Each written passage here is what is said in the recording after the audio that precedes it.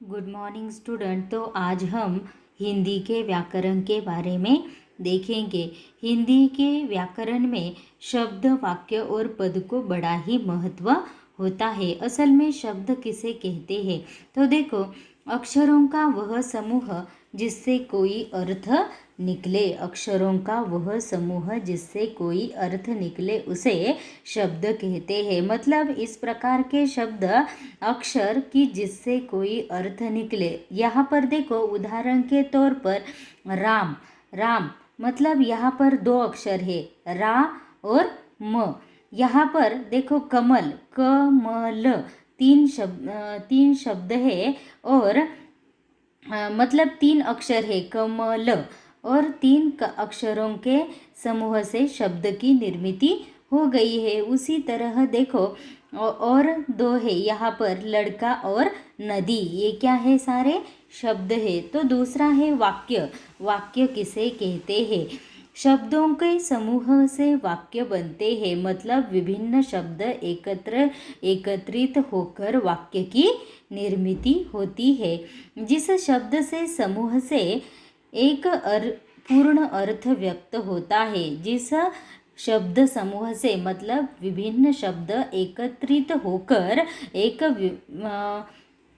विभिन्न शब्द एकत्रित होकर एक पूर्ण अर्थ व्यक्त होता है। मतलब उस वाक्य से कोई अर्थ निकलता है, उसे क्या बोलते हैं? वाक्य बोलते हैं। जैसे देखो यहाँ पर उदाहरण के तौर पर दिया है, हमारे देश का नाम भारत है। यहाँ पर कितने शब्द एकत्रित हो गए हैं?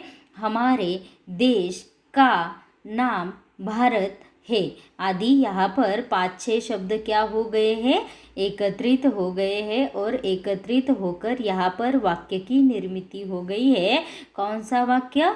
हमारे देश का नाम भारत है। दूसरा पर यहाँ पर वाक्य देखो, लड़के मैदान में खेल रहे हैं। यहाँ पर भी विभिन्न शब्द एकत्रित होकर क्या हो गए? लड़के मैदान में खेल रहे हैं। इन सारे शब्दों को एकत्रित करके यहाँ पर वाक्य की निर्मिति हो गई है। तीसरा उदाहरण देखो, आज का दिन बड़ा ही शुभ है। यहाँ पर भी विभिन्न शब्दों को एकत्रित करके वाक्य की, अर्थपूर्ण वाक्य की क्या हो गई है? निर्मिति हो गई है। यहाँ पर तीसरा देखो, अब हमने क्या देखा? शब्द और वाक्य। तो तीसरा क्या है? पद। पद किसे कहते हैं? वाक्य में प्रयुक्त शब्दों को पद कहते हैं। वाक्य में प्रयुक्त शब्दों को क्या कहते हैं? पद कहते हैं। जैसे देखो उदाहरण के तौर पर यहाँ दिया है, बाग में सुंदर फूल है। बाग में क्या है? सुंदर फूल है। तो देखो इस वाक्य में बाग में सुंदर फूल है, ये सभी क्या है? शब्द है। बाग में यह एक शब्द है, दूसरा शब्द है सुंदर, तीसरा है फूल और चौथा है ये सभी क्या है? शब्द पद है। पद के निम्नलिखित प्रकार है। पद के कितने प्रकार है? निम्नलिखित 5 प्रकार है। पहला है संज्ञा, दूसरा सर्वनाम, तीसरा विशेषण, चौथा क्रिया और पांचवा कौन सा है? अव्यय। इस प्रकार पद के कितने प्रकार है? कुल मिलाकर 5 प्रकार है। तो देखो यहाँ पर नीचे स्वाध्याय दिया गया है। कौन सा स्वाध्याय है?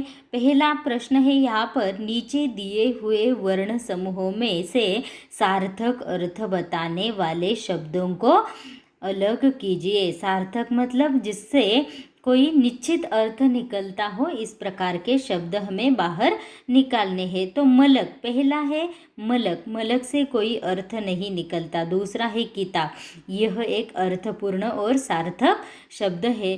तो उसके बाद देखो तितली। किताब पहला है किताब, दूसरा है तितली, तीसरा अंगूर, चौथा है बगीचा। इस प्रकार 4 शब्द यहाँ पर अर्थपूर्ण और सार्थक शब्द है, और इन्हें हमें क्या करना है? अलग करके लिखना है।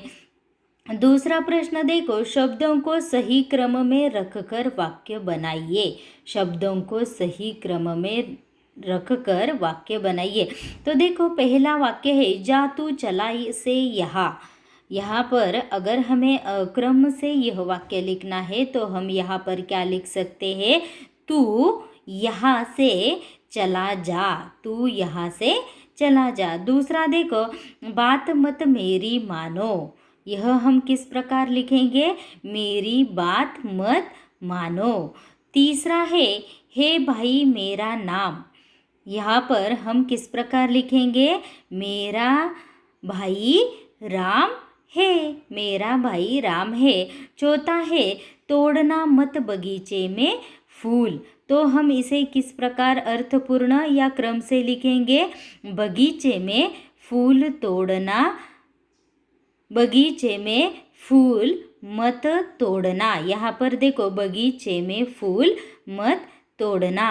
पांचवा वाक्य है, का बड़ों करो आदर, बड़ों का करो आदर या बड़ों का आदर करो, इस प्रकार भी हम लिख सकते हैं, बड़ों का आदर करो। तो पद के निम्नलिखित प्रकार है, संज्ञा, सर्वनाम, विशेषण, क्रिया, अव्यय। तो इसमें देखो, पहला जो है संज्ञा, तो संज्ञा के बारे में हम देखेंगे कि संज्ञा किसे कहते हैं।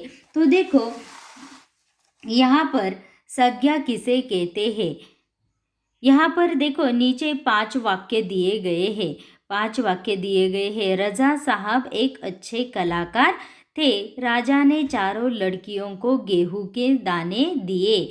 यहाँ पर पहले वाक्य में रजा साहब, ये क्या है, ये किसी व्यक्ति का नाम है। दूसरे वाक्य में गेहूं, ये वस्तु का नाम है।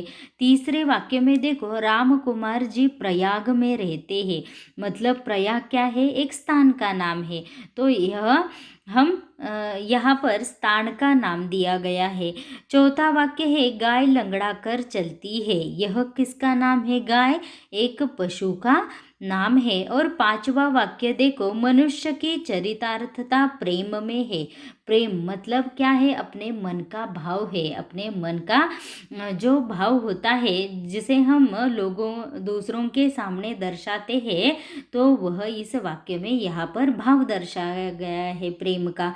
तो देखो असल में संज्ञा किसे कहते हैं, इन वाक्यों में यहाँ पर जो 5 वाक्य दिए गए हैं, तो इन वाक्यों में से किसी न किसी व्यक्ति, पशु, वस्तु, स्थान, भाव आदि के नाम है। यहाँ पर व्यक्ति, वस्तु, स्थान, पशु या मन के दर्शाने वाले भाव का आदि का नाम है, इसलिए यह सारे शब्द क्या है, संज्ञाएं है, संज्ञाएं है। तो देखो संज्ञा की इस प्रकार क्या व्याख्या हो सकती है, किसी व्यक्ति, वस्तु, पशु, पक्षी, स्थान, गुण, भाव आदि के नाम को संज्ञा कहते हैं। मतलब किसी वस्तु, व्यक्ति, पशु, पक्षी, वस्तु, स्थान, गुण, भाव आदि को दर्शाने वाले शब्द को हम क्या बोल सकते हैं, संज्ञा बोल सकते हैं।